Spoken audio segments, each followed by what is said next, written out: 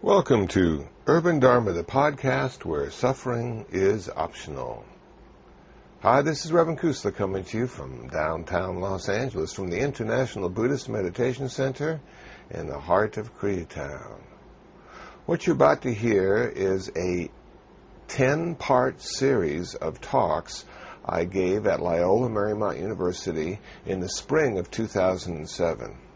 It went from January 11th to February 8th, and the title of the class I taught was The Buddhist Eightfold Path, A Way to Happiness. There were 5 classes, and each class turned out to be 2 parts with a break in between. So what you're about to hear is Class 1, Part 1 of an extension class I taught at Loyola Marymount University titled The Buddhist Eightfold Path, A Way to Happiness. You know, and my sense of humor. I've got to, okay, we're up and running here. Okay, so a little bit about me and how I ended up sort of dressing like this and teaching a class at LMU. I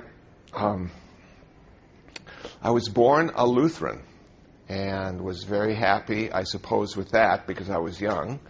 And my parents were Lutheran, and they were happy that I was a Lutheran. And then I ended up in high school in the 60s, and it was really important for us to question all authority and not trust anyone over 30. So I evolved into an agnostic. I thought there might have been something out there, but I wasn't quite sure. And that's what most, I still felt sort of like there needed to be a divine being of some sort. That gave me comfort. And everybody I knew felt that way too. So I wasn't quite, I didn't have the kind of confidence that would lead me away from that at that point. Well, that worked fine for a very long time. I was sort of like a secular humanist agnostic, thinking there's something up there greater than I am. And I like the idea of up there. I don't know why it's always up there, but it is. And then I turned 30.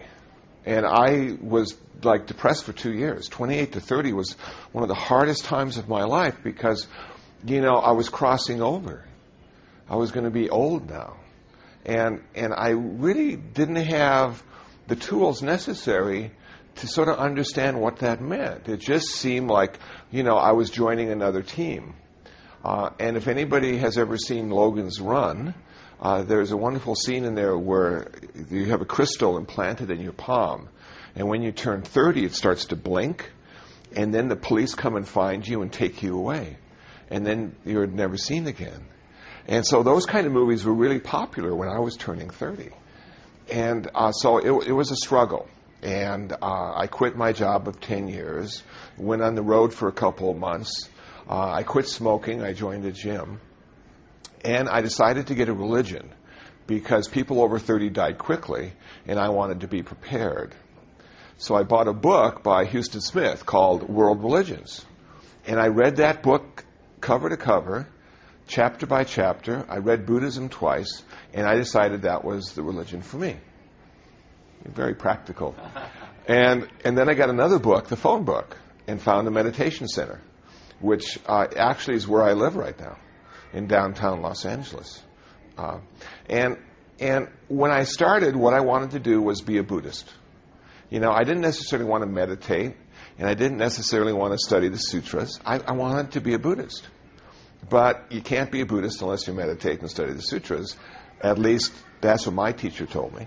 So every Monday I showed up and started to meditate. And I would sit on the floor, and there was never enough heat in the room. And the cushions were very firm, and the floor had a really thin carpet. And it was one of the most uncomfortable experiences of my life, and I couldn't realize how this was going to do anything for me other than increase my suffering rather than reduce my suffering.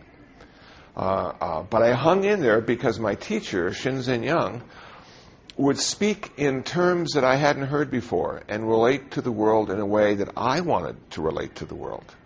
And I couldn't see what he saw. I couldn't speak like he spoke. And I wanted that. I wanted to be like him. So I was lucky to get a teacher like that. And I was with him for 2 years. And I would go once a week, sometimes once every other week, depending on my schedule. I'd practice meditation. I would listen to him speak about the Dharma, the teachings of the Buddha, or the ultimate reality. I started to buy some books on Buddhism. And some of them are pretty easy to read, but pretty difficult to understand. And some are really hard to read and impossible to understand. So I realized very early on that I wasn't going to be a Zen guy. Because the Zen people were really abstract. And they had a much different way of looking at the world. And my mind wasn't that abstract. I was a practical kind of guy. And so I found early Buddhism to speak to me the most clearly. That in early Buddhism, it's laid out in 1, 2, 3, 4. They have little stories that go along with that. I understood what they were talking about. And I let those Zen people do what they needed to do. And I sort of went with the early Buddhists. Well, I found a teacher from Sri Lanka, a Theravada elder from Sri Lanka, Dr. Havanpola Ratnasara. He was on Crenshaw Boulevard at Dharma Vijaya Buddhist Vihara. And I went and knocked on the door and said, I'd like to take some classes with you. And he said, come back next week. Because he didn't have any classes. He didn't have any students. But I showed up the following week and I was the student. And we started to work as teacher-student, and the first book that we went through was called the Visuddhimagga, the Path of Purification. And it was a real simple way of learning. What I would do is I'd sit at the table with him, and I'd read a couple pages, and he'd say, okay, do you have any questions? And I'd say, yeah, what does this mean? And he would go in and explain it to me. And then I'd read a couple more pages, and he'd say, okay, do you have any questions? So it was that kind of thing. You couldn't get better teachers than that. He just spent time with me. One of my questions was, did they have toothbrushes back then? Again, being a practical sort of fellow. And he said, oh, yeah, there are these little, roots that you sort of, massage and they turn into bristles. And it was one of the chores of the student to bring his teacher toothbrushes so he could keep his teeth clean. So those are some of the questions I asked. Not very philosophical, but I wasn't there yet. So I was just curious. And then I really struggled when we got to the parts about the supernatural experiences, like levitation, reading minds, seeing into the future. And I'm thinking, what is this all about? I said, is this true, Dr. Ratnasara? Do people really do that? He said, well, that's not important. He said, that's something else. Let's keep reading. So I think he understood where I was coming from, and so he didn't want to confuse me about that sort of ultimate reality and relative reality that we find when we study Buddhism. So he was my teacher for 16, 17 years until he passed away in 2000. And I was so lucky to start with an American and end up with an ethnic Buddhist, because I got to see both sides of it. And I realized American Buddhism is going to be a lot different than Sri Lankan Buddhism or Chinese Buddhism or Japanese Buddhism, because we're different and we need to look at it in a different way. So I've had invitations to go overseas, but I'm thinking, well, they have plenty of monks over there. They don't need me over there. They need me here. And I only speak English, so I probably wouldn't work very well over there anyway. So there I was, studying, practicing, reading, getting a little deeper in my understanding of what the Dharma was, the teachings of the Buddha. And for the first time in my life, I realized my life sucked. I thought I had a pretty good life. I was working, and I had a car, and I had an apartment, and a guitar that I would try to play occasionally. And I thought I was, hey, nothing wrong with my life, until I came to Buddhism. And then Buddhism said, no, your life is very uncomfortable. You're filled with stress. There's suffering everywhere you look. And I still couldn't see it yet. I was deluded. I was steeped in ignorance. And it took me a long time to break through and see that life is unsatisfactory. Now, I'm not going to try to convince you of that. But that's the first step in understanding Buddhism, that life is ultimately unsatisfactory. And when I go to high schools like Palos Verdes High School, I was there a couple months ago and give a presentation. It's a tough sell.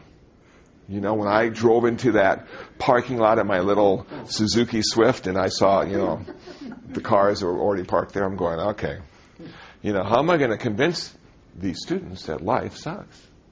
And you can even see the ocean from the campus. Oh, wow. So that's sort of where we start when we explain Buddhism. We start about how difficult life is. So it's probably not surprising that when I became ordained, the first phone call I got was from a man named Deacon Szymanski, who has now passed away, but he was a chaplain at L.A. County State Prison for Men in Lancaster, California. And he said to me, we're looking for someone who would be willing to volunteer to speak with the Buddhist prisoners. And of course, the first words out of my mouth were, there are Buddhists in prison? All the books I read didn't lead me to believe we went in that direction. I thought we were all bodhisattvas, being of service to community around us. But there are plenty of Buddhists in prison. And so for a year, I rode my motorcycle to Lancaster, California, once a week to talk to the Buddhist prisoners. Now, if you've ever ridden a motorcycle to Lancaster, it's like driving into hell. Because it's always hotter in the summer, colder in the winter, and it never stops blowing. The wind is always blowing like crazy. I'm shifting lanes, not even knowing it.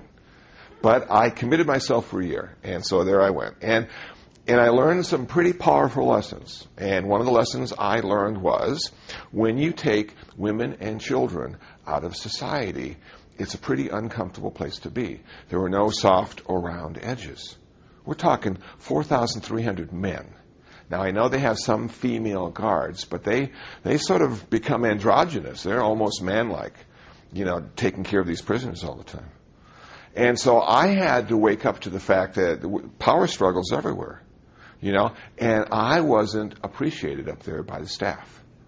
Because when you have a volunteer going to a state prison, it's more work for them. They have to look out for you. So they gave me this little thing that looked like a garage door opener, and they said, if something happens, just push the button and we'll come and save you. Now, Buddhism doesn't really encourage faith, but I got faith when I held that. I had faith. I knew they would come and save me. At least I kept my fingers crossed. And then one of the guards said to me, right in my face, why are you here?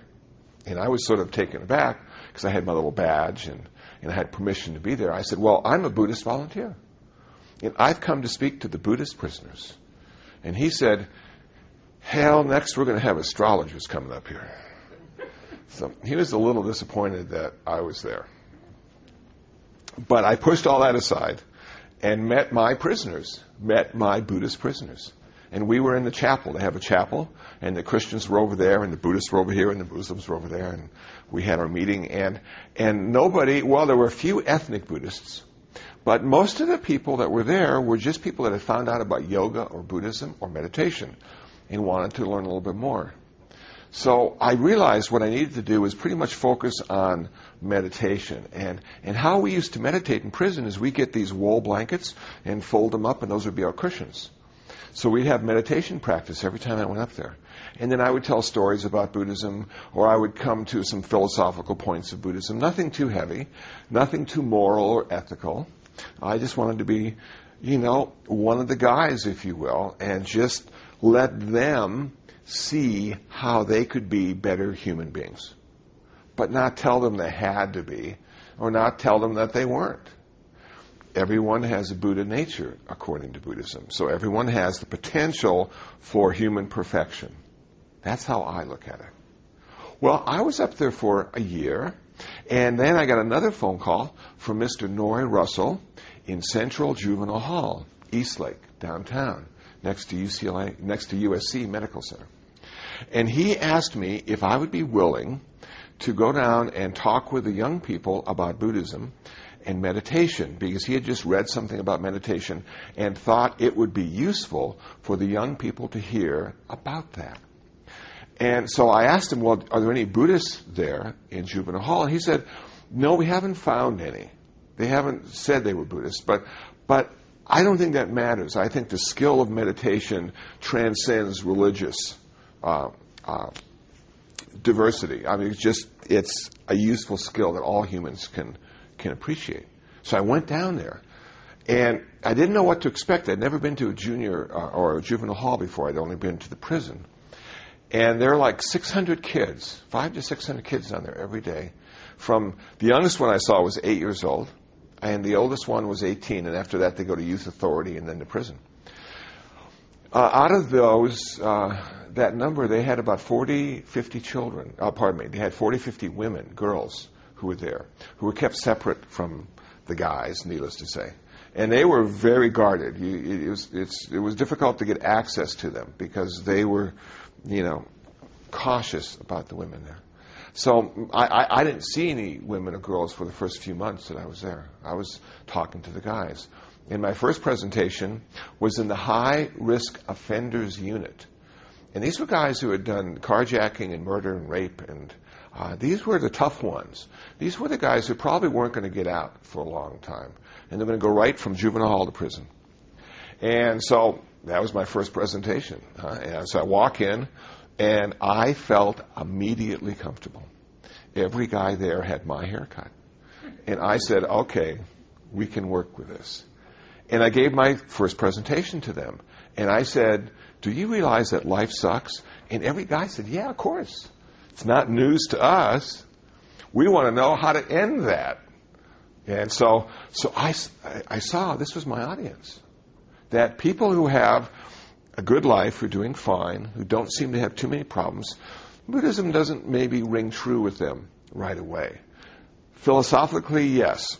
But from a practical standpoint, well, it's an interesting religion or it's an interesting philosophy. But these guys, I felt I could be of some help to, because I could give them skills and techniques that would allow them to live in this environment in a skillful and perhaps more relaxed and accepting way. So I set about giving presentations once a week, sometimes twice a week, because it was a lot closer for me to go there than Lancaster. And then I was able to find other people to help me. And we had a program of yoga and Tai Chi and Aikido. And I ended up teaching Buddhism, and we had somebody else teach meditation. We had meditation teachers from various centers in Los Angeles going there to work with the kids. And I was there for 5 years, and it was really a powerful experience for me. And one of the things that I came up with was this. Those kids aren't evil. I didn't see one evil kid there. I saw a bunch of unskillful young people who needed to learn some new skills. And that was my job, to simply give them some new skills so they could reduce their suffering and the people around them could suffer less as well. Well, after 5 years, I answered the phone again. Every time I answer the phone, my life changes. And it was the mayor of Garden Grove. Well, actually, it was his office. It wasn't him. And his office asked me if I would be willing to be the keynote speaker at the mayor's prayer breakfast in Garden Grove, because they had seen a couple articles in the paper about me and thought that I might have something interesting to say. Well, my response was, I don't pray, but I do eat breakfast. Is that okay? And they said, yes, that's fine. We'll serve you breakfast, and you can tell us about yourself in Buddhism. So I went down there and gave my presentation. I brought my harmonica with me. That always saves me if things go wrong. And it wasn't more than a week later that the chief of police, the office of the chief of police of Garden Grove, called and asked me if I would be interested in being a police chaplain for Garden Grove. They were trying to diversify their chaplains program. And this was volunteer, of course, but they had never had a Buddhist chaplain before and asked if I'd be interested. And to be honest with you, one of my favorite shows was Cops. And I thought, well, I've been behind bars now as a volunteer for 6 years. So maybe it would be good for me to see if the people that put them there are suffering too. And so I joined up. I signed up. And I have a polo shirt in black that says police chaplain. I have a hat that says police chaplain. I have a jacket that says police chaplain. And the reason I have chaplain all over my body is so if something goes down, the bad guys will recognize me as a religious person. And so the thought that comes to my mind was, well, if the bad guy's an atheist, I'm going first, you know. So far, so good. And I've been doing that now for the past going on 6 years. It's, 7 years. I started in 2000. So now we're in 2007. So I've been doing that, and I ended my volunteer work with the juvenile hall and the prisons because I felt there was a conflict of interest to be with the police department and then go visit the people we arrested. So I'm now with the police department as part of my volunteer work, part of my service to community. And I've learned an awful lot. Most of the stuff they go on, it's domestic disputes. It's just people can't live together very well. You know, husband's having problems with the wife, the kids are having problems with the parents, you know, the dog ran away, can't find him, let's call the police department. And so we drive up, and I get to go right in there with them and, you know, on everything they do. You know, now, if something goes down, if guns are drawn, I'm told to go back to the car. They're going to keep me safe. And I don't carry a weapon, and that's how it should be for a chaplain. We're not in that business. We're not in that line of work. I think of the chaplains as the heart in the police department, the heart in the police car, because they have a job to do, to protect and to serve. And we have a job to do, too, to encourage them not to close their hearts. And it can be challenging sometimes, because they've seen a lot. Now, besides doing that, and that commitment's only a couple times a month, so it's not a giant commitment. Besides doing that, I'm the Buddhist chaplain at UCLA. And we have a Buddhist club that meets every Tuesday, and we meet in the Catholic Center.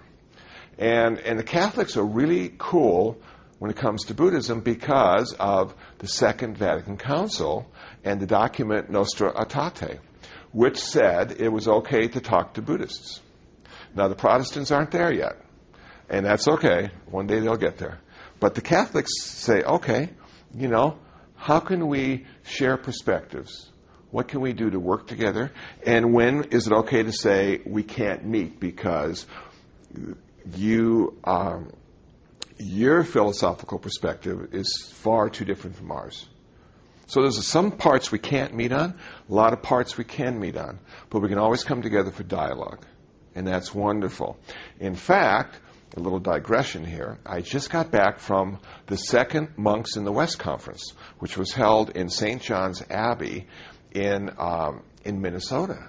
And we had 15 Catholic monks, and we had 15 Buddhist monks come together for 4 days, and we talked about celibacy. And I had the privilege of being one of the first presenters to talk about why Buddhist monks are celibate. And then the Catholic talked about why Catholic monks are celibate.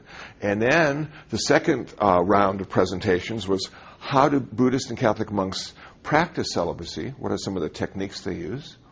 And then the last presentation was what happens if you break your vows? You know, what are the penalties when you lose your celibacy vow? And so it was interesting to hear the Catholics. It was interesting to hear the Buddhists, too.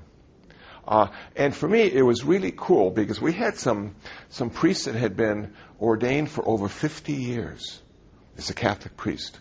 And it was so cool to hear and see what they did as a monastic.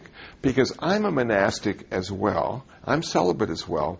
But I live in downtown Los Angeles, so I sort of like live in a city parish. We're not cloistered.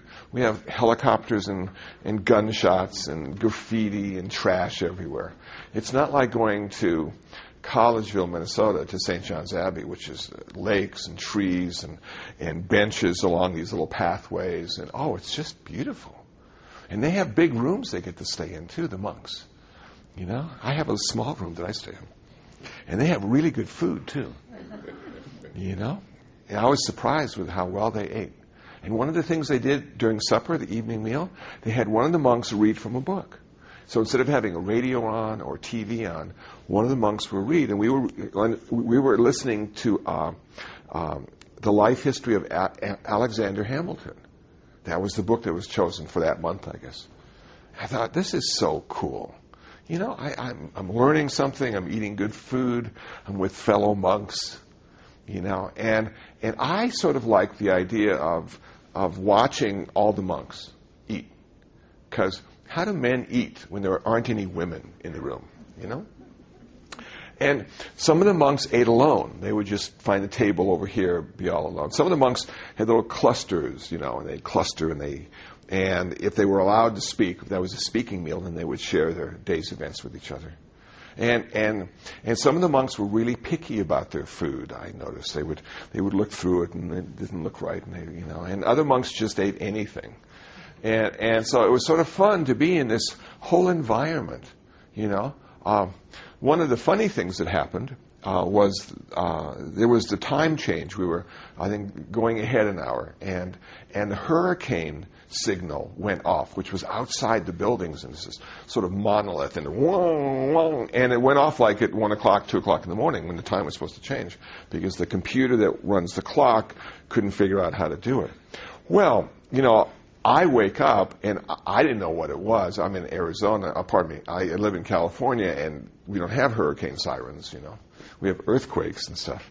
And so I'm in the hallway, and I see all these monks running back and forth in their little boxer shorts, T-shirts, you know.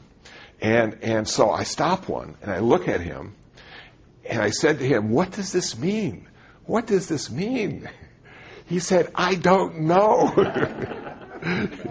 I don't know what it means. And I just, you know, and I saw the problem of flexibility when you live a monk's life. Because your schedule is, you know, you're up in the morning for prayer, you got breakfast, you got your duties, you got lunch, you got prayer, you got dinner, you got prayer, you got the Eucharist. I mean, their day is, you know, set in stone pretty much, you know.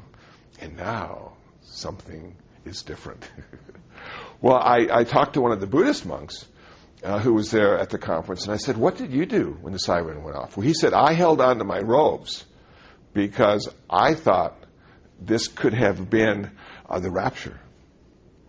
And in the rapture, apparently your clothes are taken off." So now the Buddhist monk was holding on to his robes in case this might be the rapture. The Catholics were running up and down the halls, and I'm just looking for the bathroom. I'm thinking, I'm going to go back to sleep. And it worked out fine. But what an interesting experience that was for me, to do that. Now, if you're curious about why Buddhist monks are celibate, we're celibate for two primary reasons. The first reason is we live in an economy of generosity. We live because other people donate to us. And we need to have a simple lifestyle. If I have an SUV parked out there, a girlfriend, and I want to go to the movies, and I'm giving a Dharma talk, and I say, "Hey, could you put a few more dollars in the kitty? Because the movie prices just went up," I probably wouldn't last very long, you know. So the first reason we're celibate is because we need to lead a simple lifestyle so we can be supported by lay people. Now, where I live, which is the International Buddhist Meditation Center, I'm supported by them. I'm given a room to live in. I have health insurance. And I get a few dollars each month that allows me to eat and buy new socks. And then if I make any other money out giving talks and stuff, I'm allowed to keep that. So far, the money I've made hasn't allowed me to pay taxes yet. I don't make that much yet. But I do pay Social Security, which is sort of a bummer because that's, you know, it's a lot of money at my level of income. But I realize that I'm getting old, and Social Security may be a benefit to me in a couple of years, and I know Medicare and Medicaid will. I'm assuming all those will be in place when it's my turn. I have faith. So So that's how I live. But some monks, especially American monks and American nuns, have no support at all. They don't have a center that supports them. Some of them have to find a job so they can have a place to live and have money. And so they're part-time monks and nuns. And a lot of monks and nuns in America, Buddhist monks and nuns, and I think Catholic nuns as well, don't have health insurance. It's a very expensive proposition to insure a bunch of old people. And I'm one of them. You know, I'm 57 now, and every year, man, everything gets more expensive. You know? So we're in sort of dire straits right now because we have a lot of second-generation Buddhist monks and nuns who are getting close to their retirement age, and they're not financially able to not work or not go out and have to get some income. Some of them are living in group housing so the rent can be divided by them. They eat together, so food is a little less expensive. But that's one of the reasons why Buddhist monks and nuns are celibate, because we need to have a simple lifestyle so we can be supported. The second reason, and probably the most important reason, philosophically, is Buddhism is about one thing. It's about being free. It's about being free. Freedom is the end result of the Buddhist path. And you can't be free. Now, please don't hold this against me. You can't be free in relationship for the most part. It's a codependent kind of thing. So we need to stay single. And if we do achieve nirvana, we're probably going to be single anyway. If you look at what happened to the Buddha in his life, he was married, he had a child. And when he achieved nirvana, he no longer was a husband, no longer was a father. And his gift to his ex-wife and his child was to ordain them. They became a Buddhist nun and a Buddhist monk. Now, that may not sound like much of a gift in the West, but quite remarkable, I think, that his wife became a nun. So now, get back on track here. Not only am I a Buddhist chaplain at UCLA, but I'm also in the UCLA Medical Center, part of the Spiritual Care Committee. And I give presentations to new chaplains at UCLA on Buddhist patient care and end-of-life issues. And I was just in Santa Monica at the UCLA Medical Center a couple days ago and gave a presentation to the new chaplains. And I looked at the chaplains and I said, "Are you Christian?" "Yes." "Are you Christian?" "Yes." "Are you Christian?" "Yes." "Okay, good. Okay. Well, I've got some work to do now." Okay, I said, when did you take your last comparative religions class?" Well, some didn't, and some had taken it a long time ago. Now, Buddhists do go to the hospital. The Buddha assured us if we're born, we're going to have to get sick, we're going to have to get older, we're going to have to die. And so, as a Christian chaplain, they may be a bit confused at how to approach a Buddhist patient. So it's sort of my job to give them a background of Buddhism, and then perhaps some ideas of how they might approach a Buddhist patient if they can't find a Buddhist chaplain to help them. And so that's been really challenging for me, much more challenging than being a police chaplain. Because when I go into the hospital, it is tough. Everybody there is really suffering. People that work there and the people that end up there. And then you've got the smells, and you have people that are going to die, and you have people who are going to get better. And you have relatives and friends that are sad because their loved one is sick or terminal. And whoa, talk about needing Buddhism. Talk about seeing suffering. And talk about not wanting to take that home with you. How can I go into that setting, have equanimity, not indifference, but equanimity, and be of service to them, and not leave totally depressed with the idea that my life is going to be just like that one day, so what's the point in living any longer, and that kind of stuff, So I've learned probably more in my service to community about Buddhism than I did reading those books or meditating. And I guess that's how it's supposed to work with your religion. I think, at least how I look at it, is not only do we have a religion, but we should use it. It's an important tool in the life of a human. And I often speak in this way to people who have a religion. I say, when is the last time you talked to your minister or pastor or priest or monk or imam about how to die? Have you ever spoken to them about how to die? Because that's the one thing you're sure of. Most people speak to them about how to live. So I think it's interesting. And I didn't think that way either until I went to the hospitals and saw how important it is to have a religion when you die, because that becomes your refuge. Now, I never looked at it that way in my younger years. My refuge was other things. But now I see the importance of having a religion. So I'm not encouraging you, if you don't have a religion, to get one. But I see the importance of having a religion and being clear on what it is, and not mixing this religion and that religion and coming up with your own combination and your own brand new religion that's personally yours and always works. Because I've seen people at the point of death who you don't want to be confused there. You want to be real clear on what you need to do to get to that next place, whatever that next place is in your religion, whether it be heaven or, in the Buddhist sense, another rebirth. Have to die now so we can live again. Things like that. So I'm really lucky. I have far too much to do. And everything I do just makes my life a little better, a little more fulfilled. And most of the time I don't get paid for what I do. And that's really nice too. Because the best thing about being a volunteer is you can always leave. And so your boss has a little different way of looking at you if you're a volunteer. They might even appreciate you rather than demand something else. So any questions so far about, yes? Yeah. What do you think it is about the end of life? Because I've been quite curious about that for many years now. And I have a yoga teacher who always starts with, he's Korean, and he always says to me, remember, death is in your pocket. He keeps death in your pocket. Yep. Do you think it's the fear of the unknown? And it's a two-part question. And do we go back to our religion of youth? Yeah. When those people, so you were raised Jewish, raised Catholic, whatever, and maybe you didn't practice for so many years. Do people go back to their youth, to their...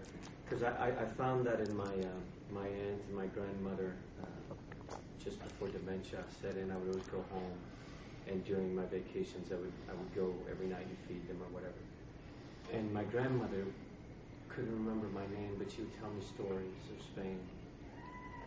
And there was always religion in it. And yet she wasn't really that religious of a person. So I was just wondering if it was just fear of the unknown. Yeah, I think the first part about why are we so afraid to die? Well, we have to look at what's afraid. Is our body afraid to die? No. Our body hasn't got a clue it's even alive yet, let alone die. So the part of us that's really afraid to die is the ego. It's the self. It's that sense of self. It's that controlling factor that we all have. And death takes away all control. So it's the ego death that most people fear. Now, they may not call it the ego death, but that's where the fear comes from, I think. And when you practice meditation on a regular basis, what you're literally doing is allowing the ego to rest for a while. You're anesthetizing it. You're not killing it, but maybe you're subduing it a bit or allowing it to take a break, not have as much discursive thought as it usually does, and get the sense of what it feels like not to be ego-driven. Is it safe to not have the ego rattling in the back of your head all the time with all those ideas and past and future issues that we all deal with in this present moment that has nothing to do with past or future? And you go, yeah, okay, it is sort of safe. But then the ego arises and says, no, I'm in charge. You can't feel safe with that. I protect you. I protected you your whole life. You can't live without me. And, of course, the ego is absolutely correct when it starts talking like that, because look at Ronald Reagan with Alzheimer's. So once the ego does leave us, if it does, we're dependent on others to take care of us. So it's really an important aspect of life and one of the challenges we have when we die. And for a long time, back in the 60s and 70s, the Buddhists were fond of saying, our job is to kill the ego. We're going to kill the ego. And I always thought it was a little drastic, because I sort of like myself in that way. Now, myself isn't always skillful. It makes a lot of mistakes. But, heck, he's been with me my whole life, you know. And so I've grown used to him. I just need to create a new relationship with him. That's all. I don't need to kill him. I mean, self-ego is not a very good master, but it's a wonderful tool. And so Buddhism allows us to sort of see how we can use the ego to our advantage and the advantage of those around us. So I think one is the ego death. It's really the issue there. And to the second point, I would say yes. Absolutely, we often revert to childhood religions. And that came up at a Buddhist Sunday school. I was giving a presentation to some young people. And the parents were really disappointed with how many Buddhist children are becoming Christian. Because they thought Buddhism was fine. It worked for them. Their whole life worked for their parents and their parents before them. But now they're in America, and everybody's a Christian, and every dollar bill has "In God We Trust," and so a lot of the Buddhists were leaving Buddhism to be Christians. But this one lawyer said, you know what? Let them leave, because when they really need their religion, they'll come back. And I think that's true. Now, in my case, the foundation of Lutheranism it wasn't very deep. It wasn't very solid. I just, was there because the parents were there. I had no choice. So I'm thinking I'll probably be okay with being a Buddhist when it's time to use my religion. But if someone needs to go back, in Buddhism that would be fine. We don't say that's wrong or terrible. We say that's your choice, And Buddhism is about freedom of choice. So it's cool. So we have some people coming to Buddhism and they hang in there for a while and then they leave. Some people become Buddhists. They actually go through the Buddhist ceremony, take the 3 refuges and the 5 precepts, become an official Buddhist, get a certificate with their Buddhist name on it, suitable for hanging on the wall. It's very nice. And other people just meditate and go to church on Sundays. And then meditation is all they wanted to do. That's fine. So a good question. And death, in Buddhism they say death is your co-pilot, And young people I don't burden with that, because they're still learning how to live. So I have found in teaching Buddhism that if I'm teaching people who are under 30, I talk about how to be happy. And if I'm teaching people over 30, I talk about how not to suffer. But it's the exact same message. Now, the over 30 crowd, I often encourage to think of death as their co-pilot. And why is that? Is that morbid to think that way?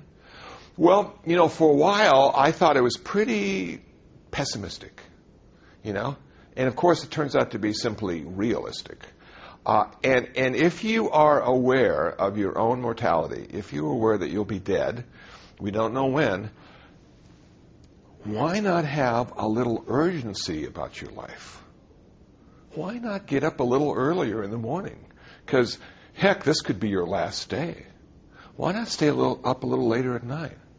Why not, when you're talking to someone and having an argument on the phone, hang up, but not hang up with anger, hang up with love and joy?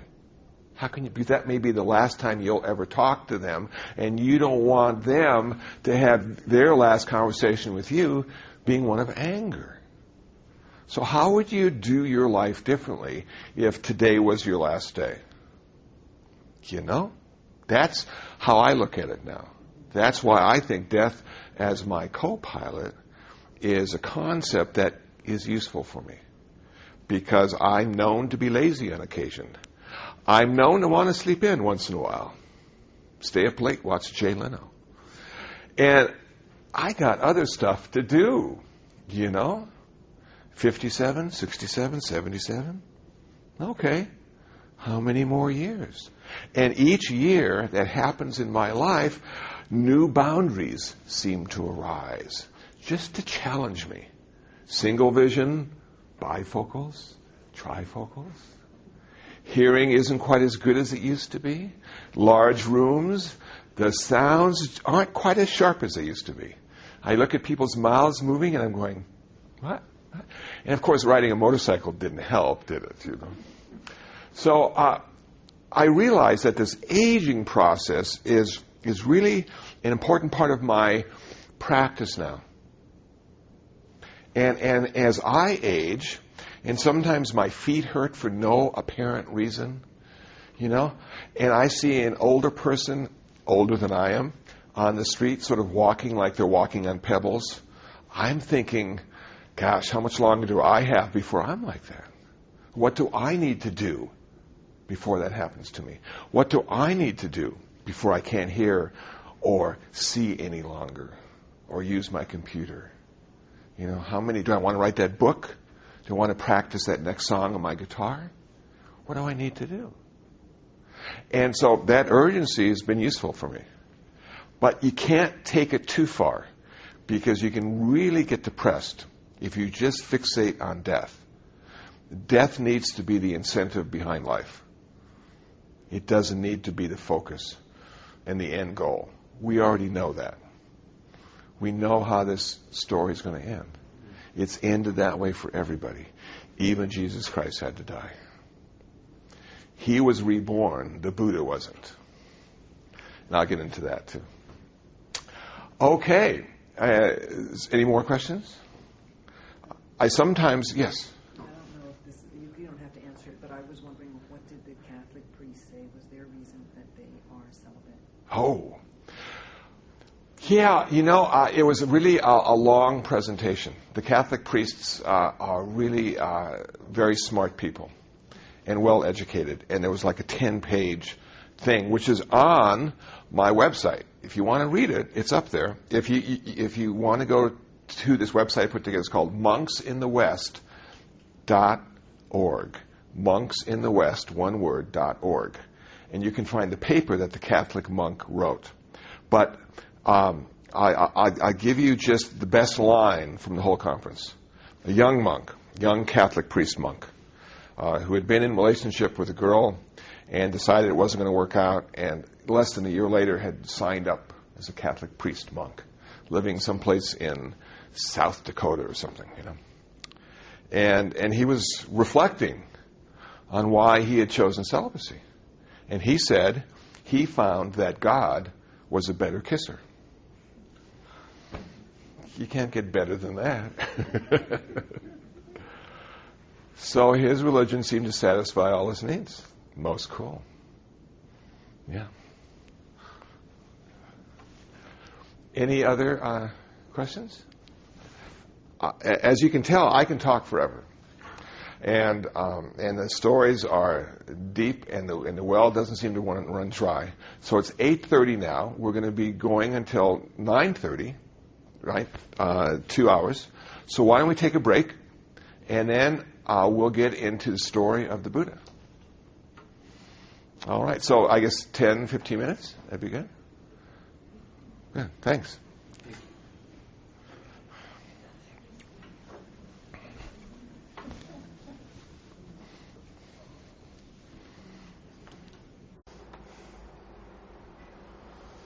Well, that's it. That was Class 1, Part 1 of a class I taught at Loyola Marymount University, Spring Extension 2007. Hope you found it interesting. Hope you found it useful. Class 1, Part 2 will be available soon.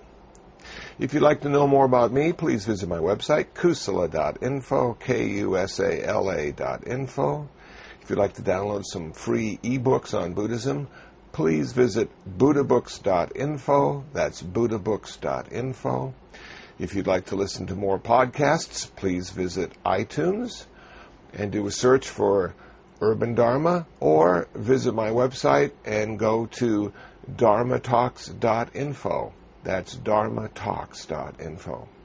Well, until the next time, until the next podcast, be happy, be peaceful, and most of all, be free from suffering.